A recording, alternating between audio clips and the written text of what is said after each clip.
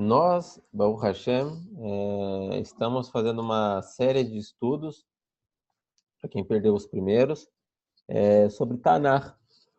Tanakh, que é um tema que eu venho já há um bom tempo querendo estudar, porque, em geral, todo mundo já leu superficialmente, pelo menos, a Tanakh. A Tanakh, que é a nossa Bíblia hebraica, como nós temos ela em português, ela é chamada Bíblia hebraica. É o livro do povo de Israel, é o livro que dá a personalidade do povo de Israel, onde contém toda a nossa história, a nossa profecia, onde contém as bases do que nós entendemos como judaísmo. Então nós estudamos bastante já fizemos 3 shurim, se não me engano, e nós já falamos sobre os Ketuvim, já falamos sobre o Sefer Yehoshua, já falamos um pouquinho sobre o geral da Torá. E hoje nós vamos iniciar um estudo sobre os Neviim. Hoje nós não vamos estudar nenhum profeta, nenhuma profecia em específico. Isso a gente vai passar a partir da semana que vem, trazer alguns profetas e algumas profecias. Não vamos estudar a fundo todos os profetas, muito menos todas as profecias, mas vamos estudar de uma forma geral, de uma maneira geral, os nossos Neviim, qual organização, como se deu, o que é e o que não é. Na semana passada, nós já havíamos mostrado para vocês essa nossa tabela, quando nós falamos dos reis de Israel e reis de Judá. Então, aqui, nós temos aqui, nessa parte amarelinha, os reis de Israel, e nós temos aqui embaixo os reis de Judá, que reinaram depois de Shlomo Amelech. Aqui, no intermeio, nós temos o nome de vários Neviim, cada Navi, que trouxe sua profecia em sua época, olha só. Terminando aqui com Malachi. Nós tivemos Neviim, que eles eram para as duas tribos, que eles profetizavam e eles transitavam entre as duas tribos. Por exemplo, Shmaiah, o profeta Ido, Azariah, o profeta Oded, Yehu, Michaiah, Eliyahu Hanavi, ou Elisha. São Neviim que eles estiveram, entregaram sua profecia durante um bom período, cerca de, vamos lá, 150 anos aproximadamente, enquanto os reinos já estavam divididos, porém, eram profecias para ambos. O meu som tá baixo? Eu acho que é o volume. O meu som tá muito baixo. É o meu volume ou o volume de. Alguém pode confirmar? Deixa eu ver aqui. Não, Rafa, seu som tá normal, viu? É o meu som aí, Tá então. saindo normal. É o volume. Aqui tá bom. É o volume aí, Andréia, tá bom? Tá massa aqui. Nós tivemos então também, após um período, Neviim, profetas, que profetizavam somente no reino, para o reino norte ou contra o reino norte, que eram, por exemplo, Amós e Osher. Nós tivemos Neviim, que não foram exclusivos para Israel, que a sua profecia foi entregue para as nações, como o profeta Yoná e o profeta Nahum. Ambos profetizaram contra Nínive.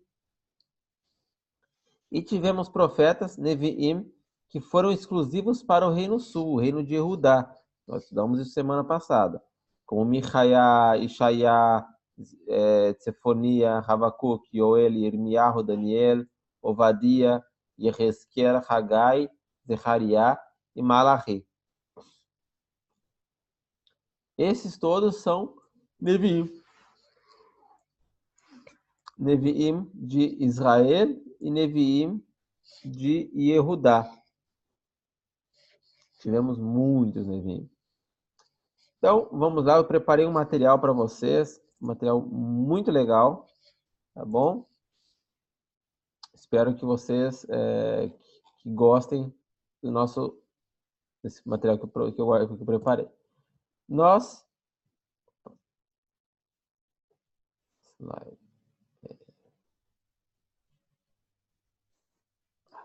Tanar.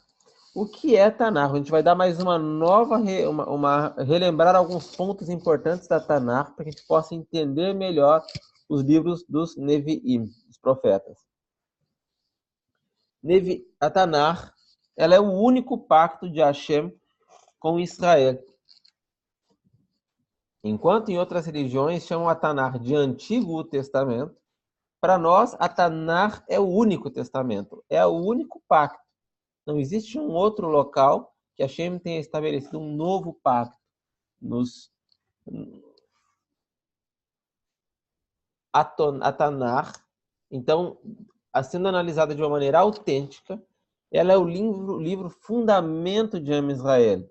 A partir da Tanar é que nós estabelecemos e nós rebuscamos toda a tradição que nos religa até o Har Sinai. Ou mais ainda, até os nossos patriarcas, até Abraham, Yitzhak e Yaakov. A Tanar, ela contempla, ela abrange um período de história que vem desde os nossos patriarcas, desde Abraham até o exílio de Am Israel. Então, vejam bem, a Tanar, ela é um livro que foi sendo escrito, que foi sendo coletado, que foi sendo redigido por aproximadamente 2000 anos. Desde Moshe Rabbeinu, que iniciou sua parte escrita, até Ezra HaSofer. A Tanar, então, para relembrar, ela é a coletânea da Torá, que é a Torá de Moshe, os Nevi'im, que é o que nós vamos abranger hoje, que são os profetas, e os Ketuvim, que são os escritos. Eliardo, eu acho que tá todo mundo falando que tá normal meu áudio. Tenta ver se é por aí. Deixa eu colocar aqui meu microfone mais próximo para ver se ajuda. Não, eu tô escutando normal. Ah, não, Erlândio e Priscila, desculpa. Tá massa o som aqui. Melhor. Shalom, Gessé. Então, vamos ver aqui. Deixa eu colocar meu microfone mais pro alto.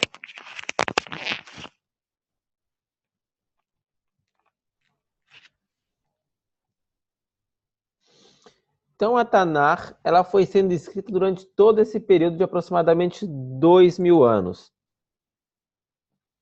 Como nós hoje vamos enfocar nos Nevi'im, vem a grande pergunta: quantos Nevi'im, quantos profetas tiveram em Am Israel? Lembrando que nós contamos profetas desde os patriarcas até Hurban Beit HaMikdash, até a destruição do Beit HaMikdash. Quem sabe quantos profetas tivemos? 16? Mas faz a pergunta aí, Rafa, para mim, por favor. Quantos profetas tiveram Am Israel? Ixi. Eu acredito que é 16, sabe? 16. Mais alguém? Dou-lhe uma, 22. Dou-lhe duas.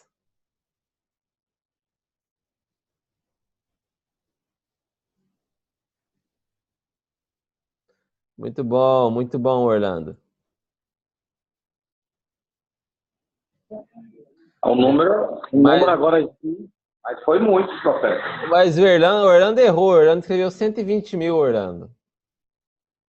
Mais de 1000, a Andrea falou. Então vamos lá, vamos ler aqui o que o Talmud nos diz. Talmud nos diz assim: Tânia, foi ensinado. Harbe Neviim amdu laem le Israel. Muitos Neviim se levantaram para Am Israel. Kiflaim que yotzei mitzrayim. O dobro da quantidade de pessoas dos que saíram do Egito. Ele nevoá shehutzarha ledorot nirtavá. Estes são os profetas que flaem 2 vezes mais número de pessoas do que saíram do Egito. Esses são os Neviim que não necessitaram de deixar profecias escritas. Quantas pessoas saíram do Egito? Na Torá, quanto está escrito? 600 mil adultos. 600 mil adultos. Então, vamos lá. Aqui está a tradução.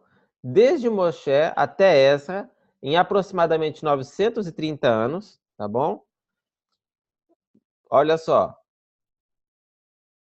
Assim está dito. Muitos Neviim se levantaram a Israel, o dobro da quantidade dos que saíram do Egito, ou seja, 1.200.000 Neviim.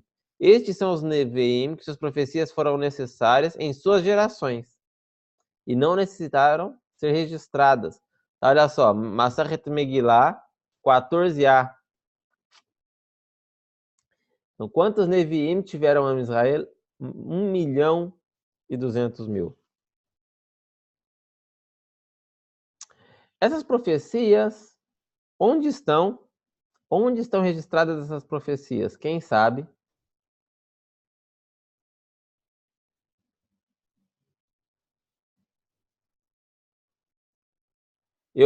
Todas elas são registradas? Eu estou citando Masachet Megillah. Erabi, todas as profecias estão registradas? Não. Ah, sim. Não todas as profecias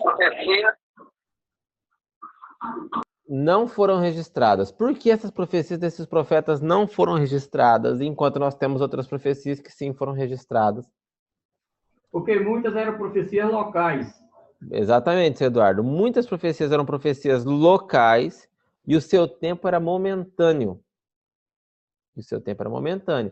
Então, a maioria das profecias, elas não eram necessárias para as futuras gerações. Por exemplo, eu comecei a estudar o profeta Eliyahu Hanavi, e ele, quando ele vai entregar a profecia para Ahav, e ele vem e fala que ele não ia seguir algumas mitzvot, porque ele não ia seguir alguns dos mandamentos que haviam sido entregues por meio de Yehoshua, alguma das ordens de Yehoshua bin Nun. E ele diz o seguinte: eu não vou acreditar em vocês. Por quê? Porque na Torá está escrito que se a gente não cumprir a Torá, a gente vai passar fome, a gente vai ter necessidade, a gente vai ter isso e aquilo. Mas olha só, a gente está fazendo aqui, ó, tanto de idolatria que a gente faz, todo mundo tem que comer, e chove chuva, e a vida segue normal. Então, você quer que eu acredito no seu Deus, se o que está escrito por meio de Moshe, o que o mestre disse, nem isso acontece. Você acha que eu vou seguir o Yehoshua, que é menor que o mestre, e ainda assim, se as palavras do mestre não são cumpridas, como que eu vou acreditar que as dos discípulos são cumpridas? Aí vem Eliyahu Hanavi e diz: ah, é? Então você pensa que é assim? Moshe Rabbeinu disse que não choveria se as pessoas fizessem idolatria em Eretz Israel. Mas Moshe Rabbeinu não disse que não cairia orvalho. E eis que eu digo, isso Eliyahu Hanavi fala, que não vai cair nem orvalho e nem chuva até que eu diga que sim. Então, essas profecias, por exemplo, essa de Eliyahu Hanavi, ela serve até hoje em dia para nós. O ensino dessa profecia, ela transcende gerações. Por quê? Porque existem pessoas que hoje dizem, mas lá na Torá está escrito que vai acontecer isso, mas não acontece. Eu vou acreditar na Torá? Como que eu vou acreditar que a Torá é verdade se não acontece isso? Se não acontece, se o mal não é punido, se eu estou passando necessidade, a Torá fala que eu não vou poder, que não vai passar necessidade. Como que eu vou acreditar na Torá? Então, a profecia de Eliyahu Hanavi, ela é vívida até hoje. E por isso, e só por isso, ela foi escrita. Então, Eliyahu Hanavi, todas as profecias que ele entregou foram escritas? Não. Na verdade, Eliyahu Hanavi não tem nenhum livro escrito. E muitos profetas, profeta Ido, profeta, a gente citou alguns profetas aqui, vamos ver mais alguns aqui. Dos que nós citamos. Uda também. Uda, profeta Shmaiah, Azariah, Oded, Yehu, Elisha. Eles fizeram profecias e muitas das profecias, algumas estão registradas. Com certeza a grande maioria não. Com certeza a grande maioria não. Sem falar que vocês podem analisar na Tanar, que tem lá as escolas de profetas. Quem já leu a Tanar vai reparar que algumas vezes aparecem os discípulos, os aprendizes de profetas. Eles eram profetas também. está escrito que o senhor falou aí, Ravi, lá em Melahi Aleph.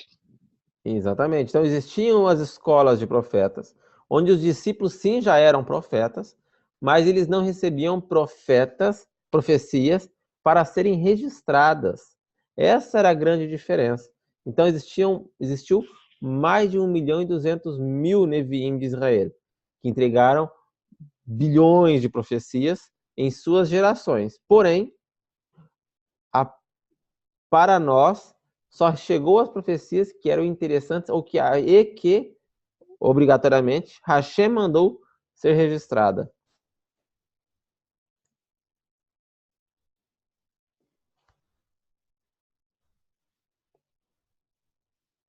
Então, quantos Neviim tiveram nós de Israel? Vamos lá, tá, Masechet Megillah ainda, a gente vai estudar bastante sobre algumas coisas sobre a Masechet Megillah. Tanu Rabanan. Arbaim Ushmona Neviim Vesheva Neviot. Nitnaveu lahem leIsrael velo parto velo hotiru al ma shekatuv batorah chutz mimikra Megillah. Ensinaram nossos sábios 48 Neviim e 7 Neviot. Estes são os que estão descritos na Tanakh. Eles não diminuíram e não aumentaram nada do que receberam ao compilar a Tanakh, exceto os escritos de Megillah, da Megillat Esther. Então, os nossos Neviim, quando eles registraram suas profecias, eles não diminuíram nem sequer uma palavra, e nem ao menos aumentaram nem sequer uma palavra do que eles haviam sido ordenados. Então, toda profecia como nós temos hoje, na nossa Tanakh, lógico, em hebraico, tá bem? Como nós temos nossa Tanakh, ela é exatamente como foi recebida por nossos profetas, exceto a Megillah de Esther. A Megillah de Esther ela não foi recebida por profecia, ela foi escrita por nossos sábios para que deixasse registrado os acontecimentos de sua geração. Então ela não é uma profecia, justamente por isso também ela consta nos Tuvim.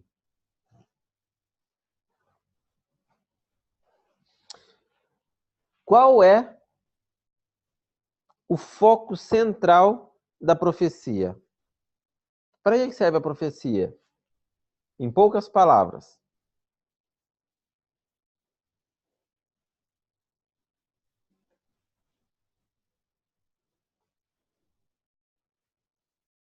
Profecia só serve para um motivo. Qual? Fazer chuvar. Esse é o objetivo final, né? O primeiro é puxar a orelha. A profecia ela só existe para dar bronca. Por que a profecia só existe para dar bronca? Por que a profecia só existe para falar você está fazendo errado e isso vai acontecer de mal? Toda profecia só vem para isso. Não é que Israel nunca fez coisa boa. Você tem que ter a noção do seguinte: Hashem não vai mandar um profeta para vir e falar: Israel, vocês estão todo mundo indo na Beit Knesset, kol hakavod. Nunca vai existir uma profecia desse jeito. Vocês não vão encontrar profecias desse jeito. Nunca vai encontrar uma profecia de vir um profeta e falar: Israel, obrigado por dar o dízimo esse mês. Nenhum profeta veio e falou isso. Por quê? Porque na Torá já veio e falou isso. A Torá vem e diz: faça isso. Se a Torá está ensinando, vocês devem levar todo o dízimo no Beit HaMikdash. A Torá está explicando, vocês devem guardar o Shabat. Vocês devem fazer isso, honrar pai e mãe, fazer isso, fazer isso, fazer isso. A Torá, ela disse o que tem que fazer e pronto, final. A gente não vai vir ficar mandando um profeta falar: Kol hakavod, Israel, esse mês todo mundo guardou o Shabat. Ele não vai falar isso. Mas no momento em que Israel abandonar o Shabat, a gente vai vir mandar um profeta, um Nabi vai falar: vocês não estão guardando o meu Shabat, eu vou mandar um monte de praga sobre vocês, vou fazer vocês perderem seus filhos, vou fazer os inimigos virem passar com os carros em cima de vocês, e vou fazer como o Irmial Hanavi, vou fazer as virgens de vocês padecerem de fome, eu vou fazer a virgem de vocês, a zelosa das mães comer seus filhos, e eu vou fazer isso. Isso é uma prova de amor ou de não amor de Hashem? Perder as colheitas também. Perder as colheitas. os animais, a casa, a esposa. Amor. Uma prova de amor de Hashem. Por que uma prova de amor? É como você tem um filho pequeno e o teu filho, você tem medo que ele saia sozinho na rua e você vem e coloca um medo terrível na cabeça dele. Você fala, vai ter um carro que vai passar em cima de você e o homem vai te levar embora. E aquele homem velho, aquele bêbado vai vir e vai te roubar de mim. E você coloca um monte de medo na cabeça da criança. Para quê? Para que ela não saia na rua. E o objetivo principal é esse. Então, Hashem, o seu objetivo principal era fazer com que Israel não seguisse os seus maus caminhos. Israel voltasse em Teshuvah, porque Hashem, se ele fosse se ele tivesse raiva de Israel, ou se ele quisesse buscar a justiça de Hashem, nem Navi ele mandava.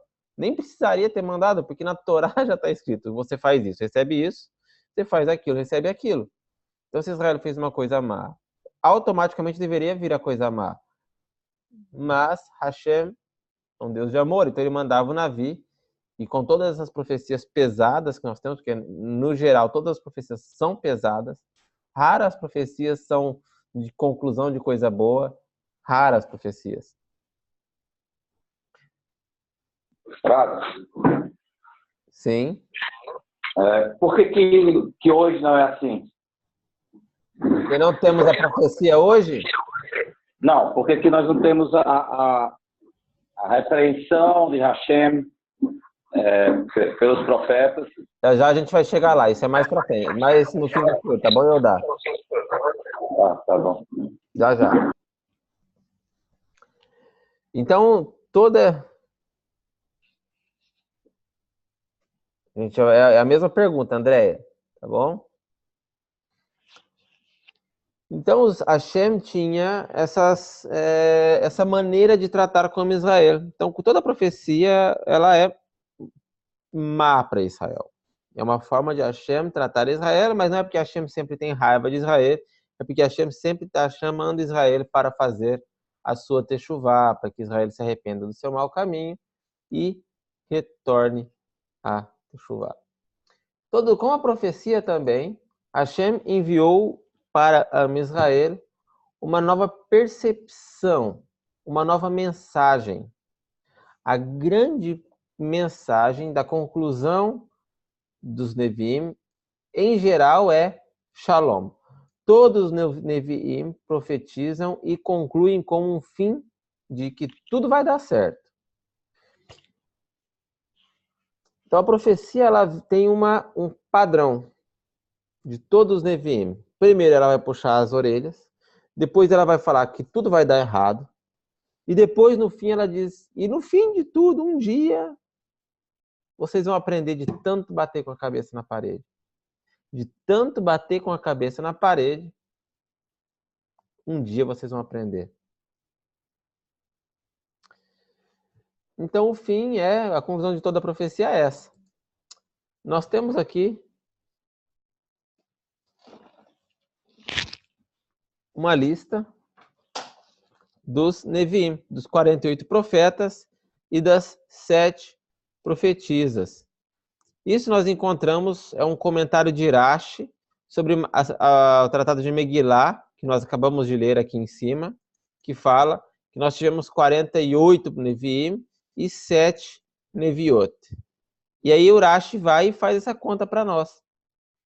Tá ok? Então vamos lá. Quem são os nossos Neviim? Vou ler todos, tá bom? Em Ivrit, porque em português eu sempre me embanano nos nomes. Avraham, Yitzhak e Jacob são os 3 primeiros Neviim. Moshe, Aharon, Yoshua, Pinchas, Elcaná, Eli. Elcaná, que é o pai de Shmuel. Eli, Shmuel, Gad, Natan, David, Shlomo, Ido, Mihayahu ben Imla, Ovadiah, Ahiah Shiloni, Yehu ben Hanani, Azriahu ben Oded, Yeziel ben Alevi, Yeziel ben Dodiahu, são 2 Yeziel, tá bom? Não, desculpem. Eliezer ben Dodiahu, Hoshea, Amos, Micha, Hamor Shati, Amotz, Eliyahu, Elisha, Yonah ben Amitai, Ishayahu, Yoel, Nahum, Habakuk, Zefaniah, Uriah, Irmiyahu, Yehezkel, Shemaiah, Baruch, Neriah, Sheraiah, Machassiah, Haggai, Zechariah, Malachi, Mordecai, Bilshan, Oded e Hanani. Esses são todos os Neviim, 48 Neviim, que tiveram suas profecias escritas. E quem são as nossas 7 Neviot, nossas 7 profetisas? Sará, Miriam, Dvorá, Hana, Avigail, Hulda e Esther. Essas são as nossas 7 Neviot. Aqui, sim? Só um momento. O senhor está lendo aí, né? Eu estou acompanhando aqui no Tratado de Megilá, 14a, Megilá Nicrete. Aqui na página 208 do Talmud. Sim. E tem um detalhe que eu não consegui aqui ver, depois eu vou lhe perguntar no privado, tá bom? Tá ok. Ok. E aí nós temos aqui uma questão importante entre os Neviim, que é Daniel.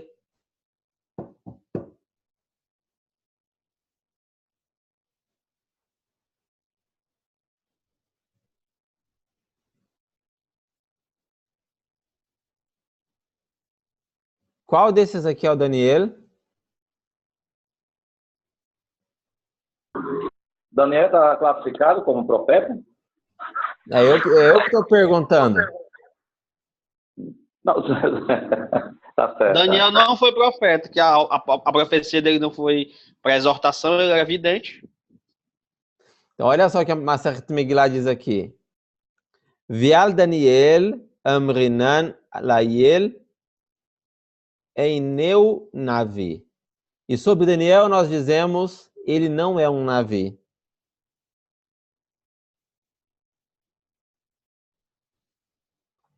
Então é justamente por isso, porque ele não foi chamado para entregar uma profecia para alguém. Ele simplesmente tinha suas visões e ele deixava registrado. Okay? Então por isso ele é essa é a diferença do Sefer Nevi'im para os Sefrei Ketuvim. Enquanto em um as profecias elas são registradas, no outro as profecias não são registradas. Não, enquanto as profecias são ditas para alguma pessoa, no outro as profecias ou os livros eles são apenas registrados. As visões deles foram registradas, mas não foi direcionada às pessoas, né? Exatamente. Bom, aqui vem a resposta para as perguntas.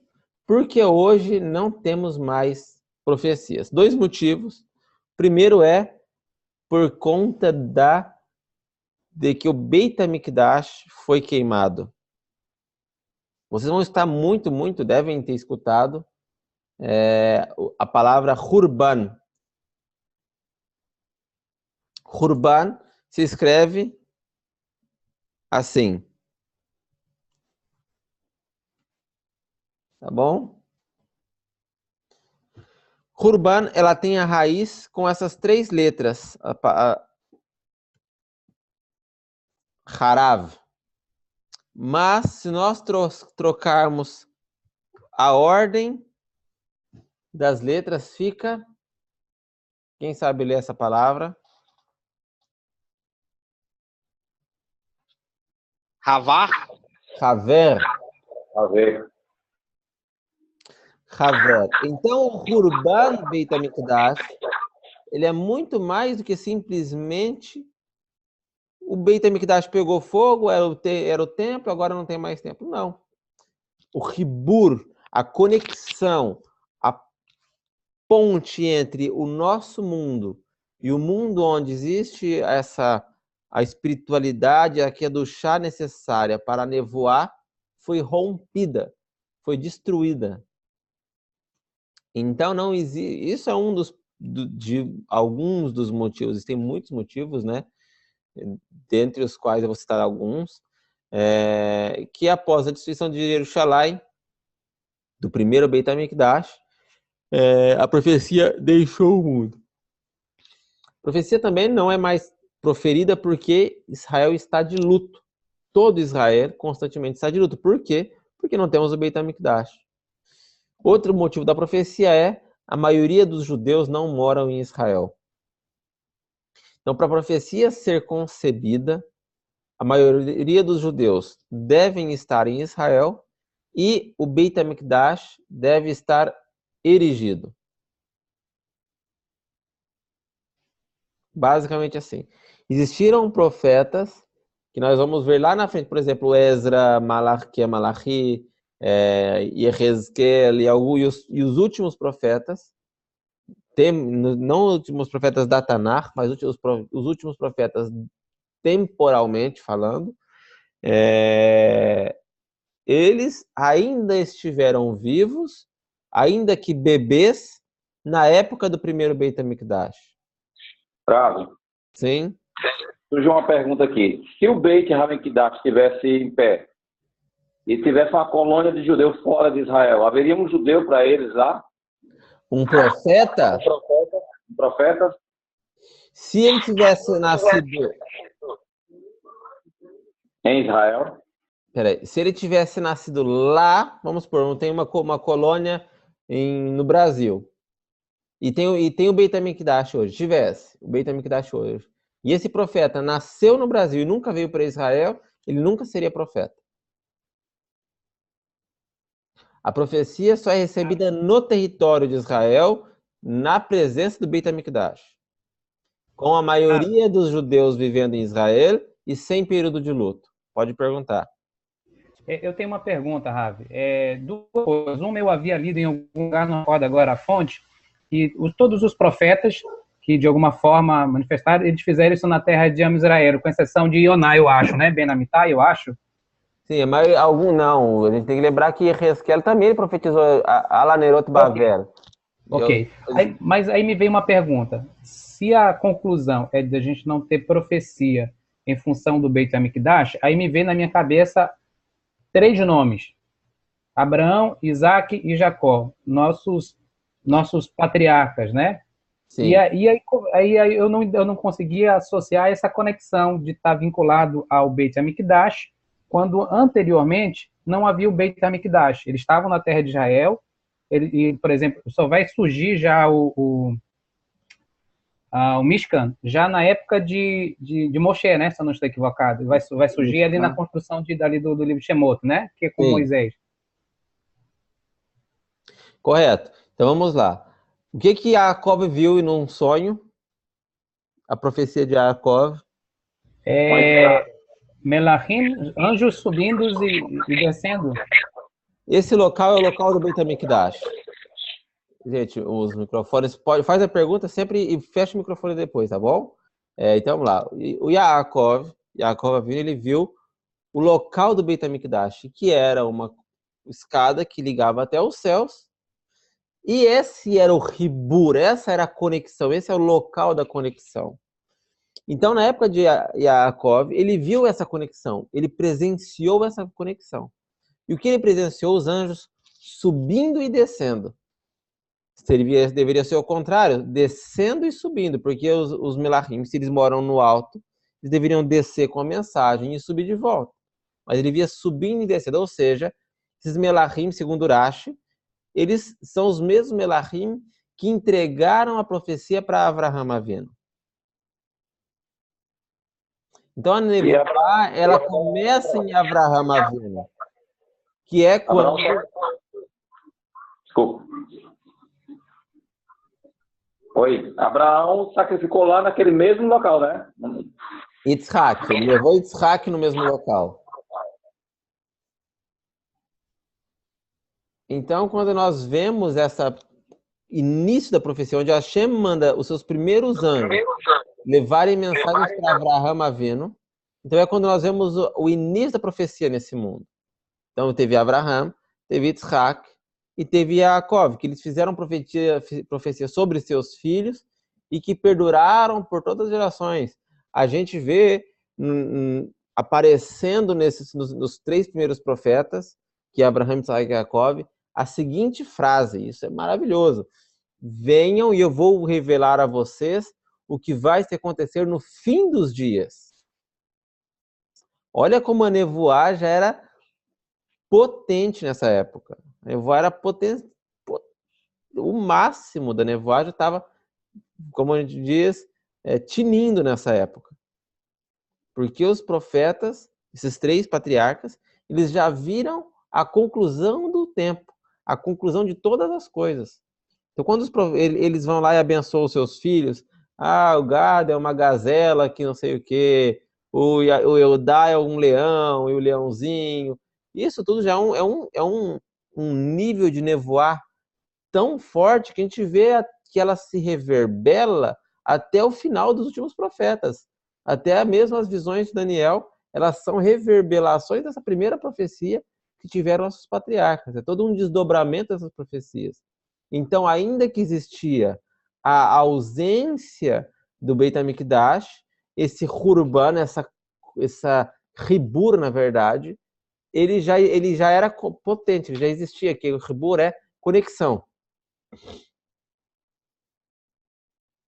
Ravi, ainda dentro dessa questão da nevoar, por exemplo, o sentido que é apresentado lá no final de Devarim, acho que tem até uma expressão lá que é Velo cum Navi od Be Israel que Moshe, que não se levantou, né, não se ergueu mais um profeta como Moisés. Isso tem a ver com o sentido do que, em que aspecto era que não se levantou? Mais pelos prodígios, pelos sinais, ou porque ele tinha recebido a revelação do Hassinai, ou porque tinha a ver com a Torá Shebe'al-Peh que ele recebe A profecia de Moshe é diferente de todas as outras profecias que já tiveram nossos profetas. Por quê? Todos os profetas viam em visão, ou em um sinal, ou em um símbolo, e a profecia de Moshe ela era direta. Por que a profecia de Moshe não poderia ser subjetiva? Porque Moshe tinha que ensinar para Israel. Tem alguém com o microfone aberto? Já dei muito. Porque Moshe tinha que explicar para Israel: não pode comer carne com leite, não pode comer porco, não pode comer isso. Tem que guardar o Shabat assim, assim, assado. Não, tem que honrar pai e mãe. Então a profecia de Moshe ela era direta. Toda a Torá, as alahot, as nossas regras, as nossas mitzvot, elas são profecias. Porque o que é uma profecia? É uma mensagem que Hashem dá para uma pessoa. Então, Moshe recebeu o quê? Profecia, essa conversa, esse bate-papo, essa troca de informação de que Hashem coloca na mente da pessoa é a profecia. Com Moshe não era subjetiva, com Moshe era direta. Então, não se levantou outro profeta como Moshe, o quê? Que tivesse necessidade de ter uma profecia direta, uma mensagem clara, porque também toda a Torá já havia sido revelada. Então a Torá ela já foi revelada diretamente. Então todas as palavras de Moshe são igual Tramontina que fala corte rápido. Então é aquilo.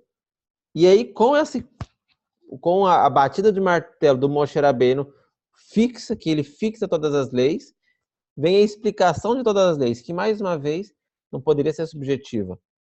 A explicação da Torá e seus cumprimentos não tem como ser subjetivo, tem que ser direto. Então, não existia nenhum outro profeta como Moshe, por quê? Porque a Torá também não seria trocada. Compreende? Qual é a intenção desse passuco? Então, era por isso que aparece a expressão panim el panim, né? Era uma forma particular com que Deus se revelou a Moisés também, né? Isso, cara a cara. Entendi. Toda a hora. Isso aí, Jessé. Foi ao vivo. A profecia, Hashem falou com Moshe ao vivo. Então, vamos lá.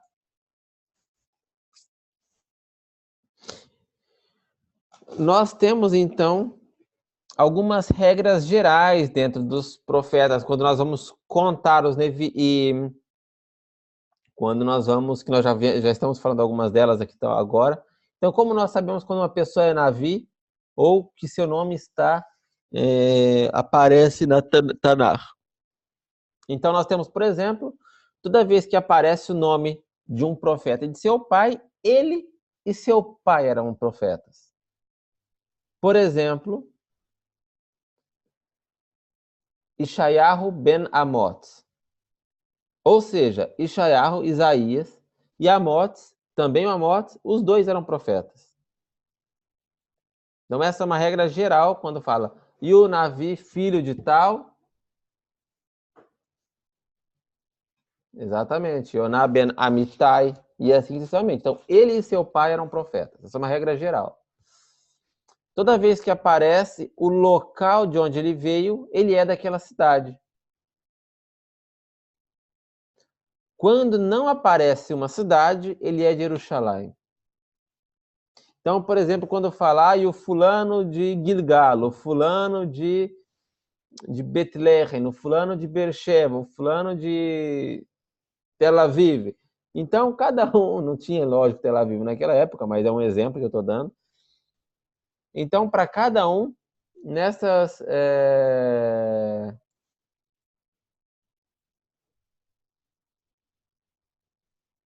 Para cada um que falava o nome da cidade, ele era desta cidade. Quando não constava o nome da cidade, automaticamente ele era de Jerusalém. Sabia-se disso.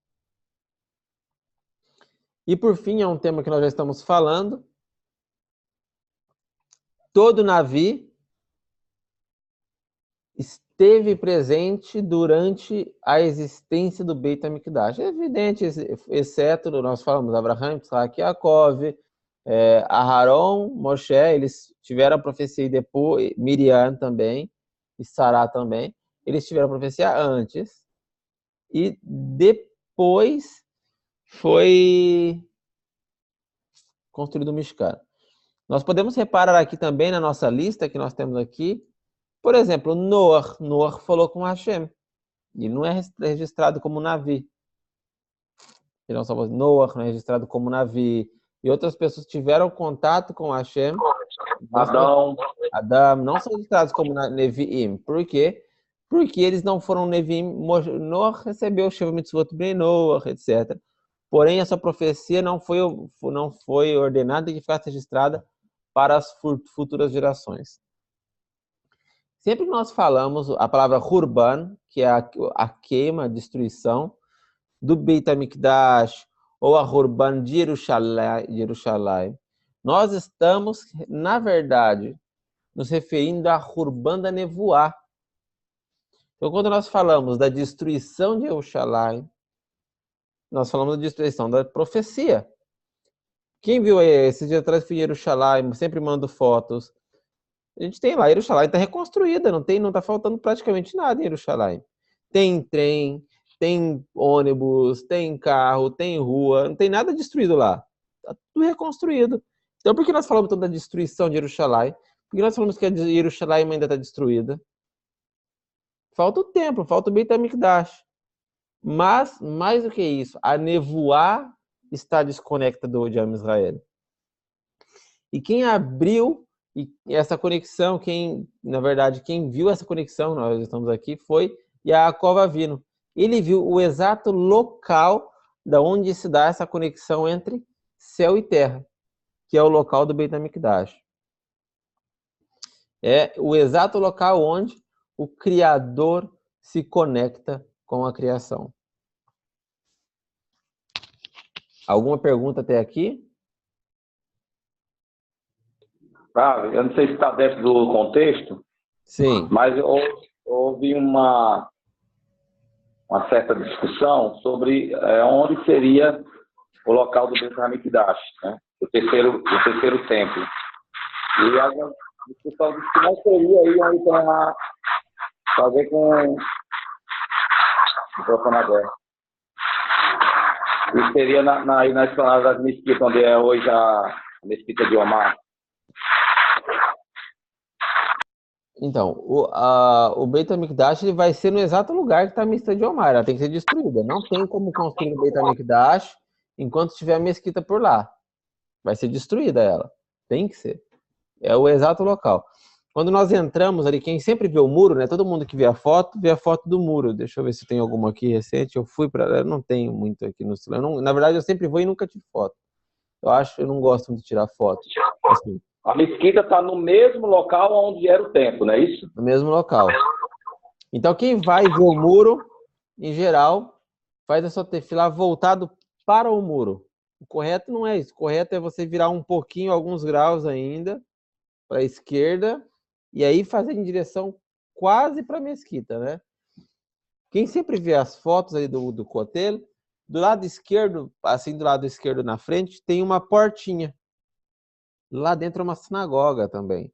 Na verdade, são várias, são umas 5 sinagogas ali dentro, 5 Aaron, tem 5 Aaron no outro. E eu faço minha tefilá lá dentro. Sempre, sempre, sempre. Eu praticamente não faço minha tefilá lá fora. Por quê? Porque lá é de frente ao local. Se eu entro lá dentro e fico de frente, é o exato local onde ficava o Kodesh HaKodashim, o Beit HaMikdash. E era bem ali. Então, lá nesse local, quem já veio, olha, no chão tem alguns vidros transparentes que você vê lá embaixo, umas escavações, que são os fundamentos, esse sim, do primeiro muro que foi feito na época de Shlomo HaMelech. Tá ok? Tem uma câmera que eu vejo ao vivo e tem uma câmera lá dentro dessa sinagoga que você está falando. Então, eu acho que é lá mesmo, então. É esse mesmo local, então. Rabi, Sim. eu tenho a ideia de que a mesquita de Omar, Hashem vai derrubá-la através de um terremoto. Pode ser, eu acho que vai ser, a gente tem que dar um jeito de derrubar aquilo lá de lá. Pode ser por terremoto, eles podem errar um míssil, mas eu acho que pode ser muita coisa, viu, seu Eduardo? Eu espero que não demore muito. Especulações, né, Rabi? Sim, sim. Então vamos lá, a ordem dos Nevim na Tanakh. Nós temos uma ordem dos Nevim na Tanakh. Deixa eu até abrir aqui. Viu, Rav? Ainda sobre o Beit HaMikdash, eu acho que a nossa geração não verá o Beit HaMikdash. Eu quero ver. Eu quero ver. Ver é uma coisa e ver é outra. Talvez nossos netos vejam, né? Quando chegar lá, lembra de mim, viu? Pode deixar. Então, talvez nossos netos vejam. Então, nós temos uma ordem dos Nevi'im na Tanakh. Qual é essa ordem? Então, vamos lá. No Talmud, na Masechet Baba Batra, na página Yud Dalet, que é 14b, nós encontramos a opinião dos nossos sábios para essa ordem dos Nevim da Tanakh. Eu vou ler em aramaico, aqui em hebraico aramaico, e vou explicando para vocês. Tanu Rabanan, está o nosso sábio. Sidran Shela Neviim. Essa é a ordem dos Neviim. Yehoshua Veshoftim. Shmuel Umelachim. Eu estou aqui acompanhando, estou olhando para o lado para ver se está na ordem nossa certa, tá bem? Shmuel Umelachim. Aí olhem só. Irmiá, Jeremias. Quem tem a Tanakh aí acompanha comigo.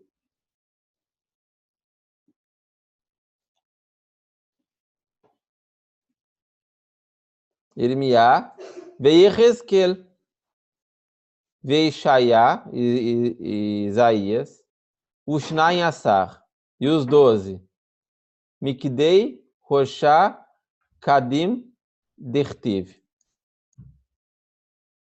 Então aqui nós temos, segundo a ordem, a opinião dos Roshé, como que é aqui? Roshé, Kadim, Dertiv. Nós temos aqui, segundo os nossos sábios no Talmud, uma ordem que deveria ser colocado o Sifrei na Tanakh, que não é, na verdade, a mesma ordem que nós temos hoje em dia. Os nossos profetas grandes, Isaías, Jeremias e Ezequiel, e depois os 12, eles, segundo os nossos sábios, teriam que estar em uma outra ordem. Jeremias primeiro, depois Ezequiel, e depois Isaías, e depois os 12, os profetas menores. Por que que os nossos sábios colocam assim, que deveria terminar com Melachim e começar com Jeremias? Porque quem tem alguma ideia?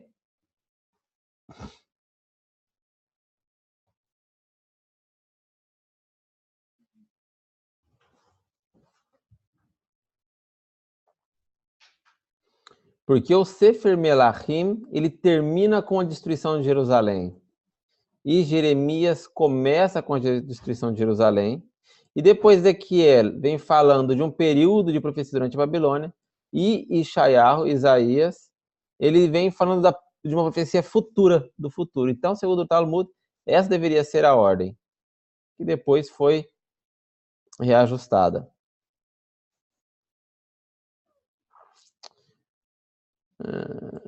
Aqui vem discutindo um pouquinho mais sobre isso. Então, a ordem dos Neviim, na Tanakh, eles são colocados de uma maneira histórica. Então, eles têm uma organização histórica. Então, primeiro aconteceu isso, depois aconteceu isso, depois aconteceu isso, e assim segue nessa ordem. Cada final de um Sefer, necessariamente, mas não é regra geral, se conecta com o próximo Sefer, como eu citei agora. Então, terminou em Melachim, a segunda opinião, no Talmud também, ele se conecta com o início do Sefer Irmiyahu. Assim deveria ser a ordem, segundo essa opinião. E porque nós temos os profetas menores, e eles estão todos juntos, sendo que uns viveram lá no começo, outros viveram mais no final. Por que esses 12 estão colocados juntos, esses 12? Porque essas profecias foram menores. Porque imagina que você é um sofer. Imagina que você é um sofer, você é um escriba. Gente, eu acredito que seja devido ao tempo da profecia, o tempo que eles conviveram entre o povo. Tá bem. Não, Eliar, o Eudá acertou mais. Porque foi assim, imaginem que vocês são um escriba, vocês estão escrevendo livros, um Tanakh. E você vai vir lá e você vive numa época que não é tão simples assim, arrumar folha de sulfite. Aqui a gente compra uma resva de folha de sulfite e paga R$15. Naquela época, imaginem vocês, quão difícil não era conseguir o claf para você fazer o Sefer Torah. Tinha que esperar matar um boi, esperar para ter um boi para matar, para ter um carneiro para matar, todo o processo. Então, era uma coisa preciosa. Não era tão simples assim. E agora você vai ter que escrever o Sefer Neviim.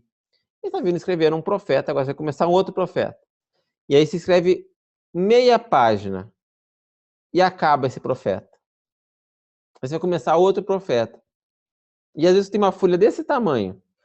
Dá para você escrever ali 3 livros pequenos.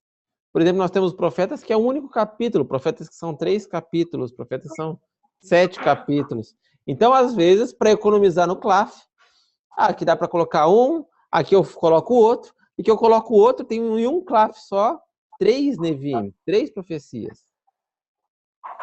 Então, por uma simples questão de economia de claf, de ajustar o que é melhor para colocar junto, foram colocados os 12 profetas. E a gente chama eles de menores, porque realmente o tamanho da sua profecia escrita é menor.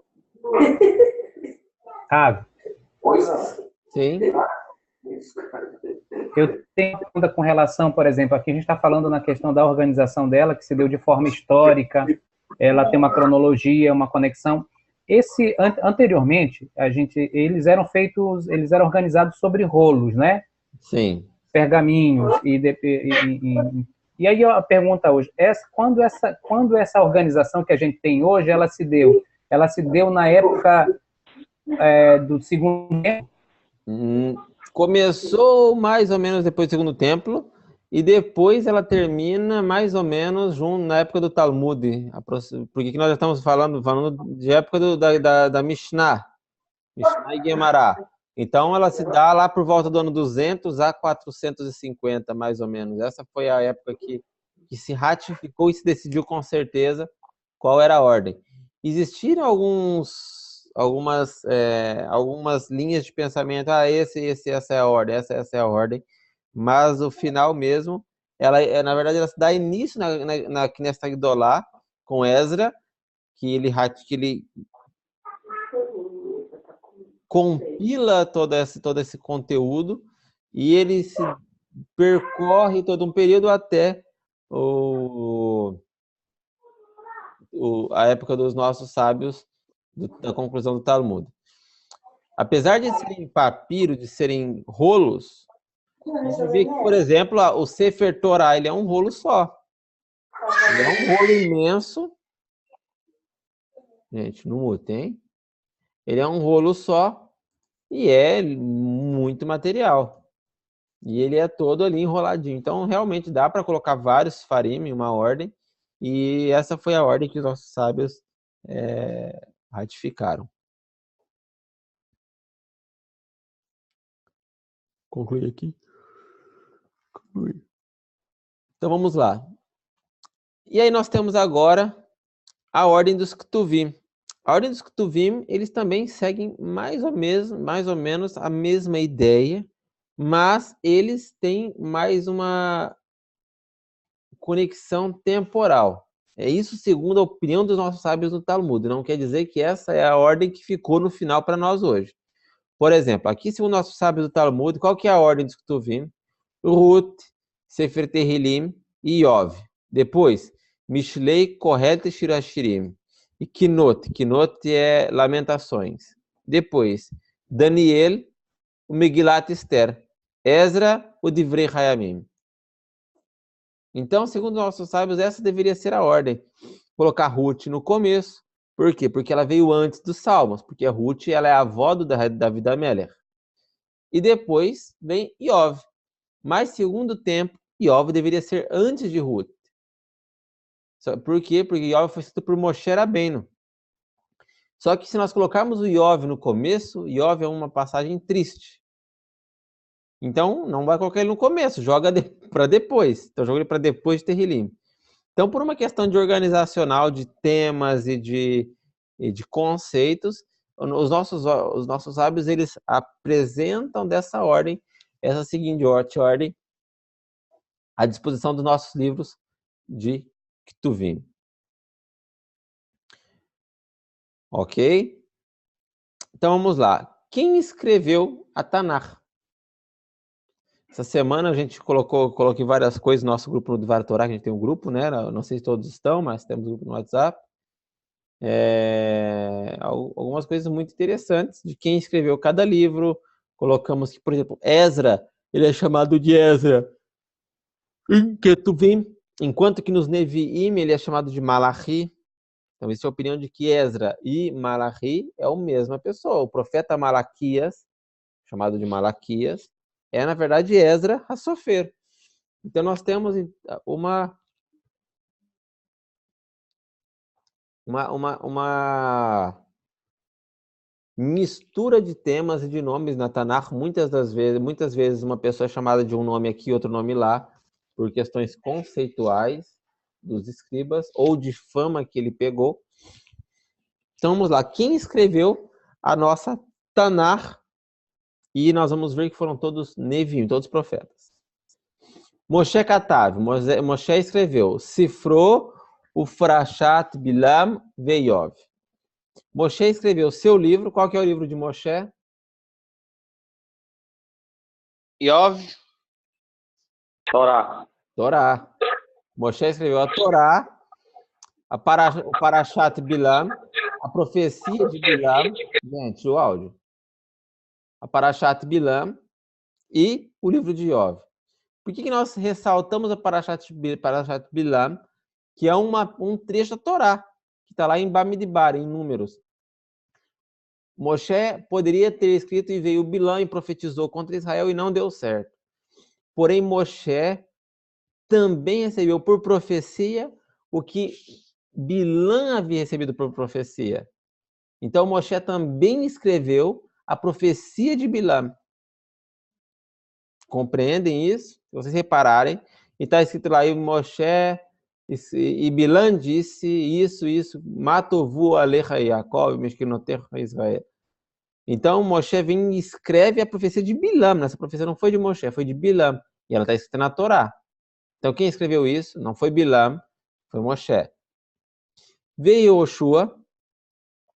Yoshua Katav Sifro, o que quer dizer o livro de Yoshua. Shmoná Psukim Shebatorá. E os últimos 8 psukim da Torá. É uma opinião isso, tá bem? A gente vai voltar nela daqui a pouco. Shmuel Katav, cifrou Veshoftim Verut. O profeta Shmuel escreveu o seu livro, Shmuel 1 e 2, Shoftim, os juízes, Verut, e o livro de Ruth. Tá bom? David Katav Sefer Tehilim. Davi escreveu Sefer Tehilim. Aliedei Asará Zekrim, pelas mãos de 10 sábios. Aliedei Adam Arishom, pelas mãos de Adam Rishom. Aliedei Malachi, Malkitzedek, pelas mãos de Malkitzedek. Pelas mãos de Avraham, pelas mãos de Moshe e pelas mãos de Heiman. E pelas mãos de Yedutun, e pelas mãos de Asaf, e pelas mãos dos 3 filhos de Korah. São 10 pessoas que escreveram os seus Tehilim, ou que Moshe recebeu por profecia, os Tehilim dessas pessoas, e ele vem e compila o Sefer Tehilim. Tá bem? Então, por exemplo, nós temos lá Mizmor Shir Leyom HaShabbat. Tov Leodot Lashem Lezamel Shimcha Elyon. Quem falou o Salmo de Shabbat foi Adam Rishon. Então, nós temos lá vários. Mizmor Livnei Korah, Mizmor Leasaf. Então, temos vários salmos, Tehilim, que foram recebidos por profecias de David, que vieram por mãos dessas pessoas. Tá ok? Um pouco complicado entender isso. Também é complicado para mim entender isso. Mas é isso que está escrito. Irmiyahu, o profeta Jeremias, Katav, cifrou, escreveu seu próprio livro, o Sefer Melachim Vekinot. Então, o profeta Jeremias escreveu o seu próprio livro, o livro de Jeremias, e o livro de Melachim, e o livro de Lamentações. Rizkiá Vesiato Katvu. Quem é Siato? Rizkiá foi o rei Rizkiá. Ele era genro de quem que o rei Rizkiá era genro?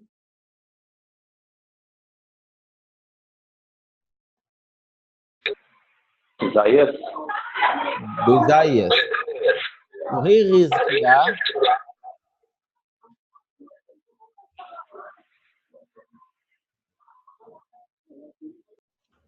O rei Rizkiá ele era genro do profeta Ishayahu, do profeta Isaías. Então, o que ele escreveu? O rei escreveu o livro Ishaiah, o livro do rei, do profeta Isaías. Ele escreveu Mishle, Shirashirim, Vekohelet. O rei Ezequias escreveu o livro de Isaías, Provérbios, Cântico dos Cânticos e Kohelet, o Eclesiastes. Tá bem? O que isso quer dizer? Ah, mas tá ficando louco, Rabino? Foi o Salomão que escreveu. Salomão deixou escritos sobre isso, provérbios aqui, provérbios ali, acolá. E vem o Rizkiá e fala, eu vou escrever um livro com essa coletânea. E ele coleta tudo e escreve. Mesma coisa aconteceu com o profeta Isaías. O profeta Isaías, ele vem e ele deixa vários papiros de várias profecias, mas quem matou o profeta Isaías foi o seu neto, o filho do Ezequias, chamado Menaché. Então Menaché vai e mata o próprio avô, que é o profeta Isaías. E o Rizkiá, ele tem o papel de compilar e escrever as profecias do seu sogro. E Kohelet, mesma coisa que os outros livros. Anshei Knesset Agdolá. Quem são Anshei Knesset Agdolá? São os sábios da época de Esdra, Sofer, Daniel e os seus amigos. Eles escreveram o quê? Eles escreveram Yehezkel, o profeta Ezequiel, o Shnai Massar, os 12 profetas menores, Daniel e o Megilat Esther. o Daniel, Sefer Daniel e a Megilat Esther. Tudo isso foi escrito, compilado pelos sábios da Knesset Agdolá, na época de Ezra HaSofer.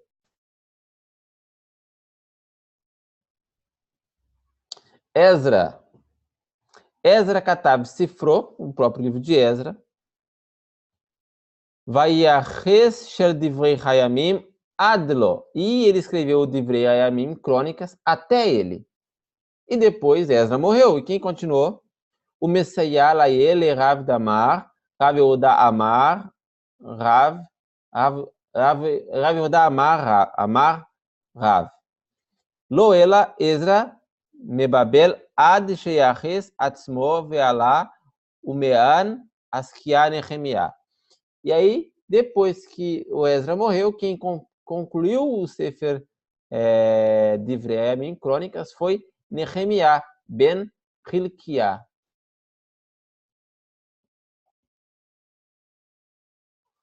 Alguma pergunta até aqui? Eu tenho uma pergunta simples, Rav.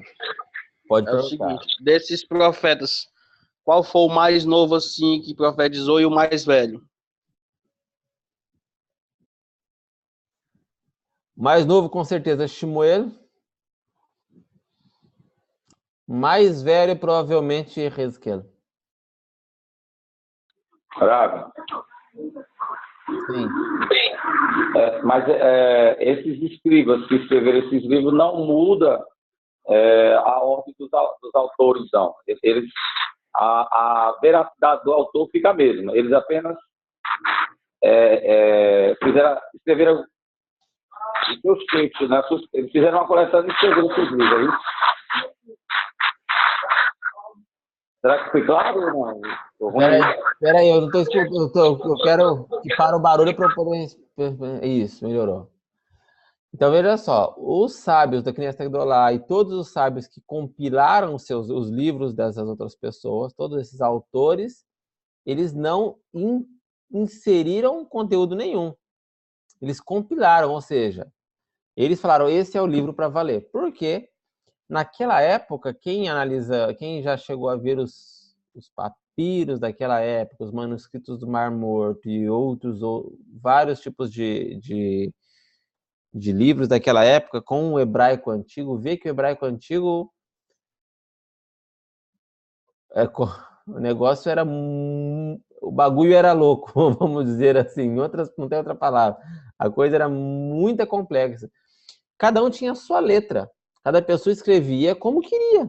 Então, cada escriba, por mais atencioso que ele fosse, ele tinha a sua maneira de escrever, a sua letra seguia seu formato, não tinha um padrão. Então, quando esses sábios e esses profetas e esses Neviim, eles concluíram, eles bateram o martelo em cima de cada cópia, eles analisaram algumas outras cópias que poderiam estar diferentes e falavam, não, essa não é válida, essa aqui que é a válida, essa não é válida, essa aqui que é a válida. E eles ratificaram e, vamos dizer assim, fizeram a versão de impressão. Quem trabalha com documento, tem o documento versão 1, versão 2, versão 3, versão para imprimir. É a versão que vale. Então, esses nossos sábios, esses profetas, eles fizeram a versão, essa que é a verdadeira. Então, quem pode ver lá, por exemplo, os manuscritos do Mar Morto, vai achar que fala assim, aqui tem um versículo que está um pouco, uma palavra diferente do que o que tem hoje. Um versículo aqui está uma coisa diferente do que tem hoje, claro. Porque essa versão, provavelmente, não é proveniente da versão que os nossos profetas disseram, essa é para valer. Ou, pior dos casos, era um profeta ou uma pessoa que queria escrever e queria colocar as palavras que ele queria. Entende? Então, vamos lá, onde nós paramos? Aqui.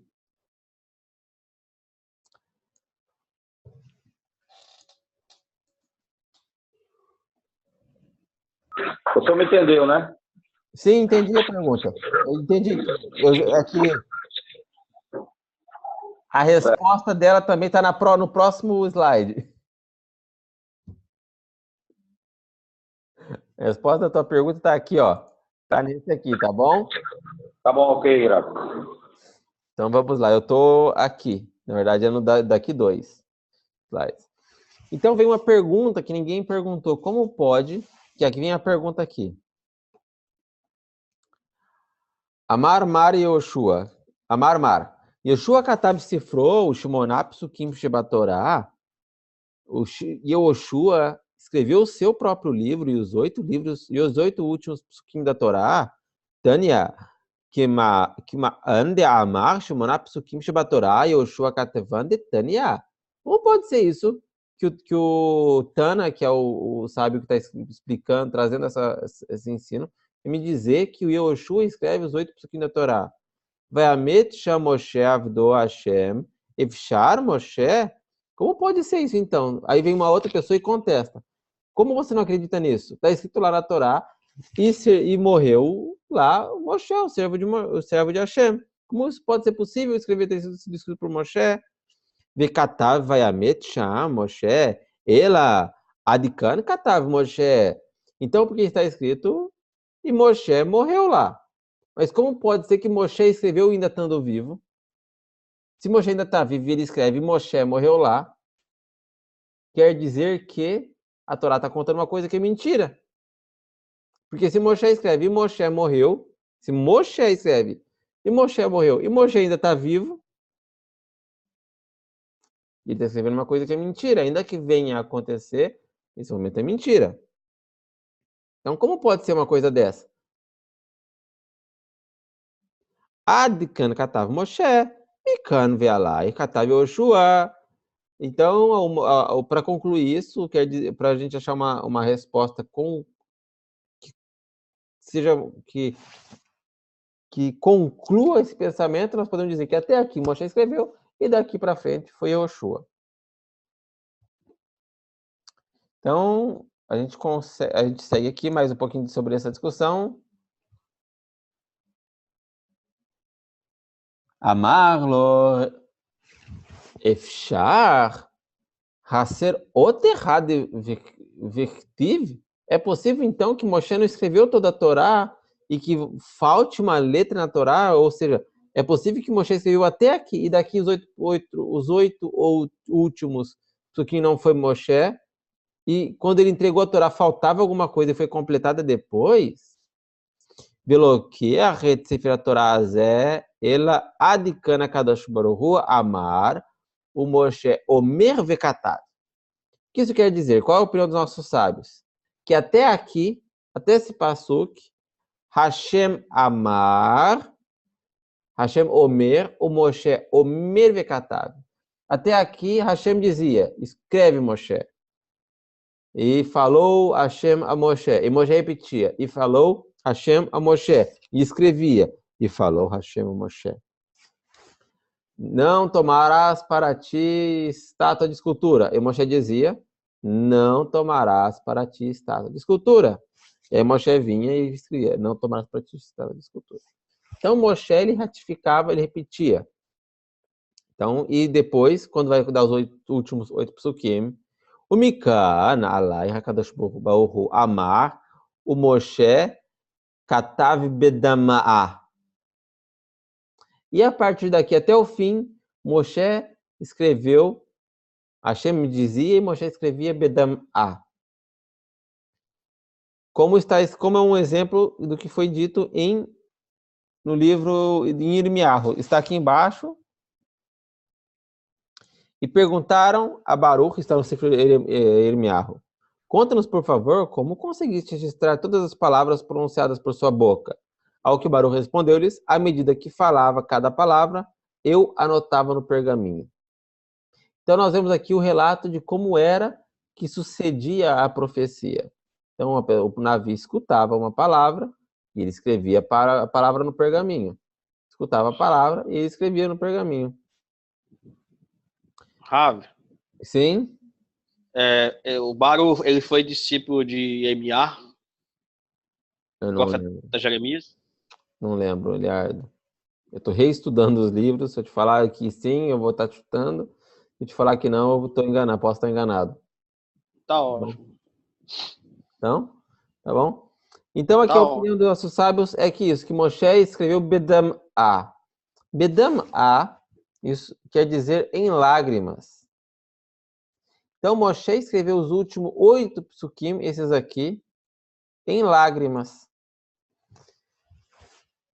Quer dizer que, como nós choramos e nossos olhos ficam todo esvoaçado, embaçado, assim também ficou a vista de Moshe para ele entender o que ele escrevia. Então, Hashem dizia, escreve a letra Bet, e ele escrevia. Escreve a letra Ain, ele escrevia. Escreve a letra Gimel, ele escrevia. E assim foi indo os últimos 8 psukim. E assim Moshe não conseguiu entender direito o que ele havia escrito. E ele vem e morre sem saber o que ele tinha escrito. Outra opinião é que Moshe deixa os lacunas nas frases, escreve as frases com lacunas, ou as palavras sem preencher de tinta, e vem Yehoshua ben Nun e conclui esse preenchimento das letras, esse preenchimento da Torá. O Yudá fez uma pergunta, e essa pergunta é sobre os Nevim não aumentaram nada no que recebiam de Hashem. Como pode, então, que um Navi escreveu, e ele pode ser que ele tenha aumentado uma coisa aqui, uma coisa ali? Que os nossos sábios que pegaram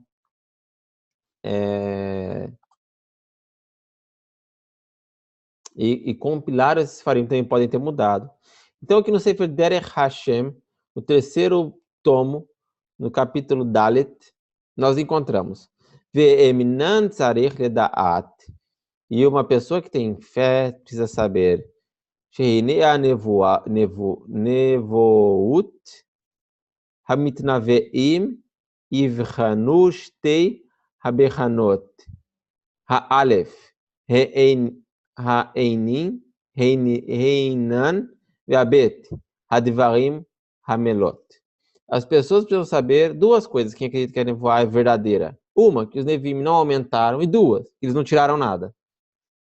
Vezek ine yesh sheyasig hanevi'i einian sheheinianin sheheinianim velo yugival velo bimlot ela yagdeu hanavi bimalot kirtsono. Então, as pessoas têm que saber e entender que os assuntos tratados eram, ainda que contra a vontade dos Nevi'im, ele transmitia exatamente como recebia. E assim nós devemos entender que todas as palavras dos profetas, as palavras dos profetas são verdadeiras. Todas as palavras estão lá porque devem estar lá. Letra por letra, palavra por palavra. Então, assim, nós devemos acreditar que essa é a nossa função. Acreditar que sim, que a nossa profecia que recebemos até hoje, os livros dos nossos profetas que nós temos até hoje, eles são 100% verdadeiros, 100%. Como nós vimos aqui em cima, que os autores de toda a Tanakh foram profetas, quem foram os autores? Olha só. Moshe, Yoshua, Shmuel, David, Irmiyahu, Hizkiah, Anshei Knesset Agdolah, Ezra.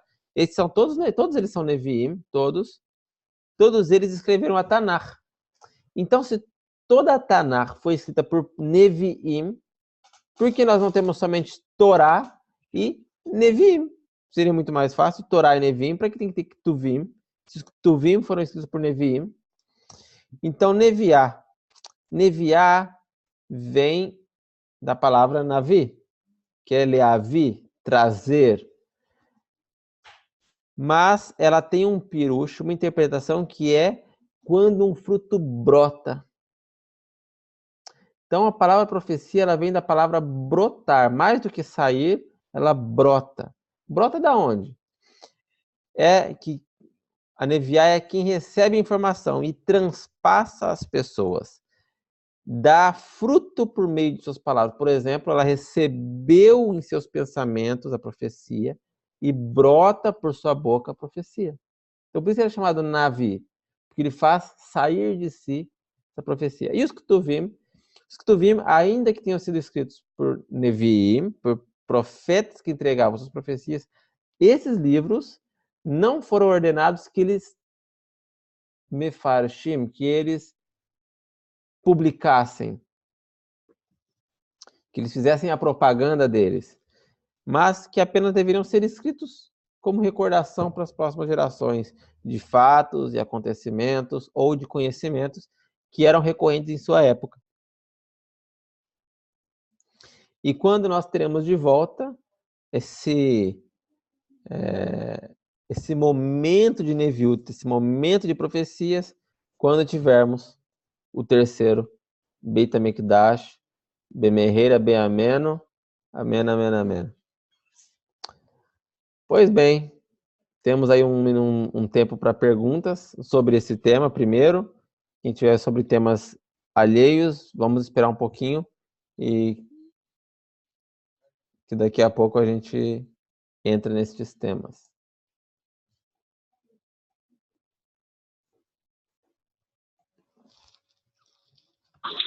O senhor falou que ia me responder sobre a questão do... Por que Hashem não faz assim agora? Muito bem. Hoje, os nossos sábios dizem que a profecia foi substituída pela sabedoria.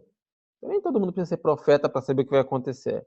E as pessoas os nossos sábios, de índole boa, de grande índole e de profunda sabedoria, que se esmeram no estudo da Torá e que se esmeram no estudo de assuntos de Kedushá, eles chegam perto da nevoá. E a nevoá também, para falar a verdade, não ia servir para muita coisa hoje. Para praticamente nada. Por quê? Porque a gente está numa geração que cada um faz o que quer.